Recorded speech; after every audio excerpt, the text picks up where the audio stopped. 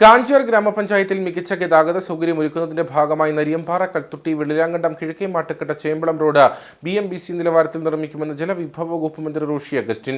ഇതിനായി 10,60 ലക്ഷം രൂപ അനുവദിച്ചു. ജില്ലയിൽ അടിസ്ഥാന ഭൗതിക വികസന സാഹചര്യങ്ങൾ ഉറപ്പുവരുത്തിക്കൊണ്ടിരിക്കുകയാണെന്നും മന്ത്രി കാഞ്ചിയാറിൽ പറഞ്ഞു.